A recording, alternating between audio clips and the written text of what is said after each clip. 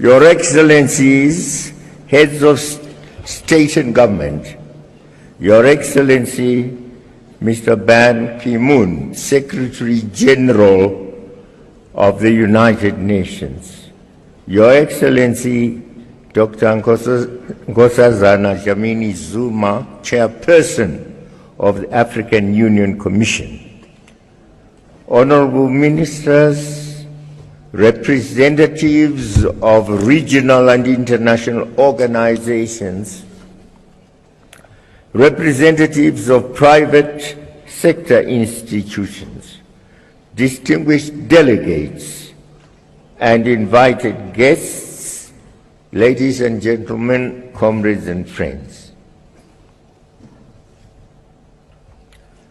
I take the floor after the representative of Palestine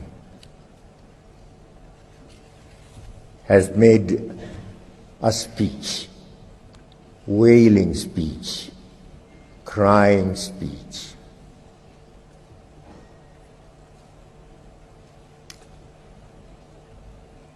A repeat of what has happened before. It happened last year, it happened the year before, it happened in 1963. The voice of Palestinians being expressed here, the cry of the Palestinians reaching our ears here. For how long are we going to listen to the leader of the PLO?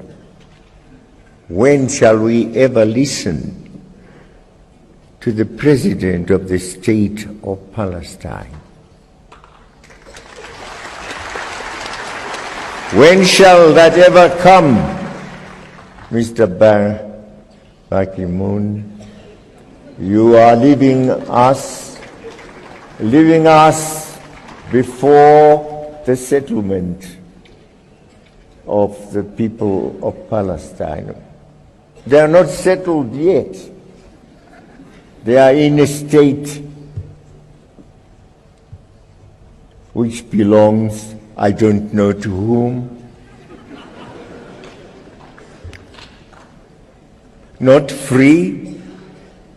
Some other people building homes in what is supposed to be their state.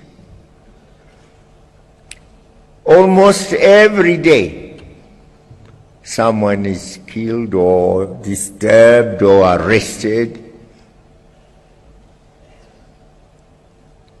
When shall this ever cease?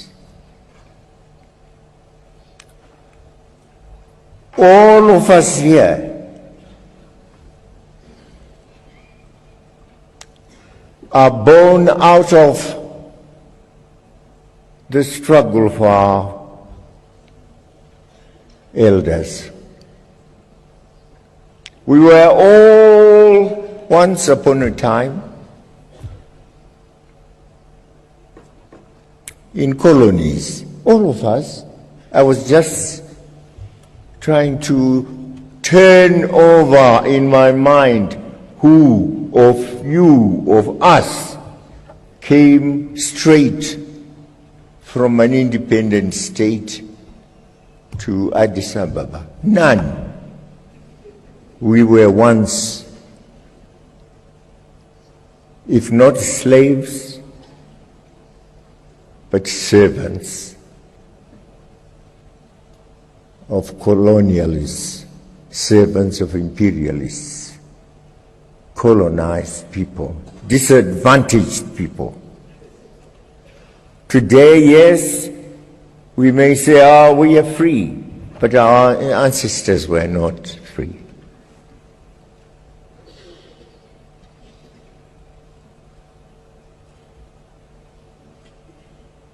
They are blacks across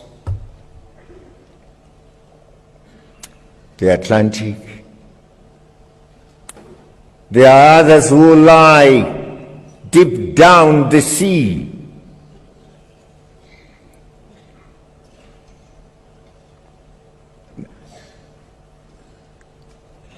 Skeletons have vanished. The oceans have worked on their skeletons. Our forefathers, as they were being dragged, going across.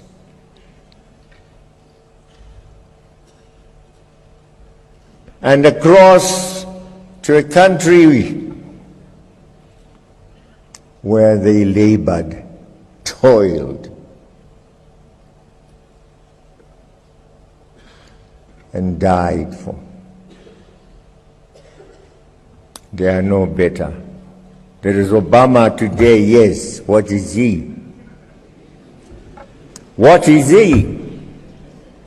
A voice is made to speak their language, to act their act. And not our act, but their act. They are still superiors. The blacks go to Harlem. When you're in New York, you'll shed tears. Today, there is no education for all, no health for all. Blacks in the streets.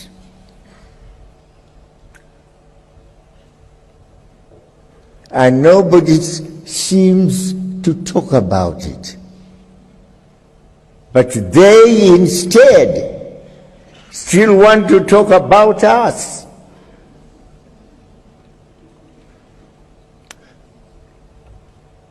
They are everywhere in Africa, if not physically, but through NGOs, through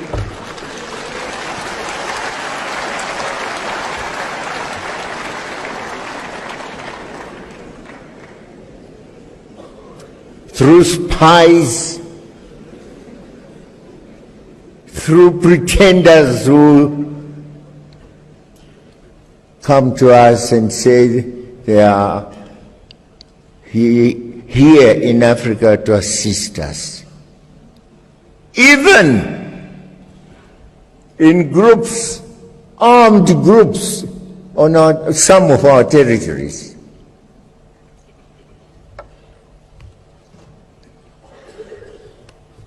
What help is coming from them? Regime change.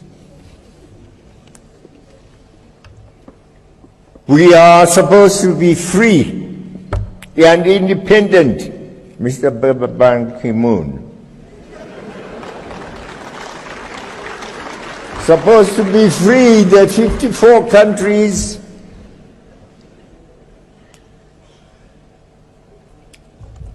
We come to the United Nations, it's ceremonial. Every year, September, we are there. We pay lots of money to go there. And to the General Assembly, we make speeches, we go back home, year in, year out. But the bosses in the Security Council say, you shall never have the powers that we have as permanent members. And we have asked and asked and asked,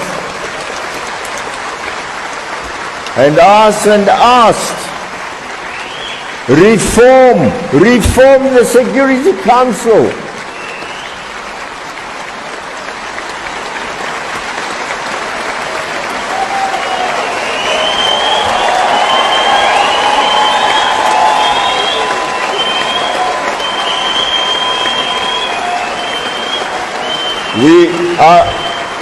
I want to tell you, Mr. Ban Ki-moon, you are a good man. You are a good man. But of course, We can't make you a fighter. That's not what your mission was. We will fight a fight for our own identity, for our own integrity and personality as Africans. We are Africans.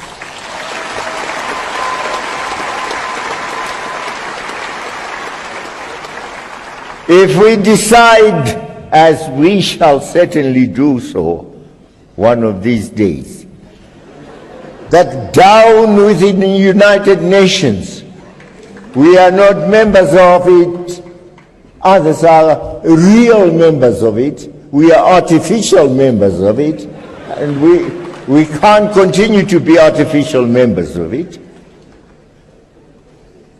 How can only a handful of people, in fact it's only America and the Europeans, those who say they are white-skinned, because they are white-skinned, anybody else who is not like us shall not have the power and strength, integrity that we have. If the United Nations is to survive, we must be equal members of it. Equal members who can say when we go to the body that we are now speaking truly as members with a voice that's understood, respected, and honored. But no, that's not it. We met in Swaziland some years back to discuss the reform of the United Nations, especially the Security Council. And we came up with KwaZulu consensus. We have said we want 2 permanent members with a veto if the veto is to continue, although we don't like that creature called the veto. But if the veto is to be retained, those members must also have the veto. If the veto is to be abolished, fine. They shall be like others. But no, 2 members, 54 countries here. This is the body of respected people, the body of Africa.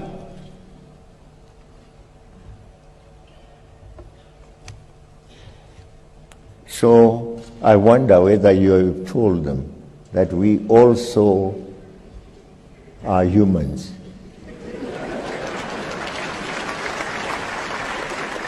Tell them that we are not ghosts, that we also belong to the world, and the world part of the world called Africa. And Africans shall no longer tolerate a position of slavery.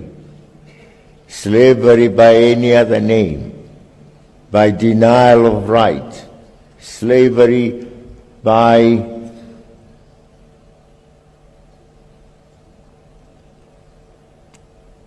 being treated in a manner we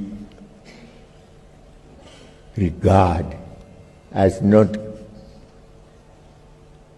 equal to the manner in which they treat themselves.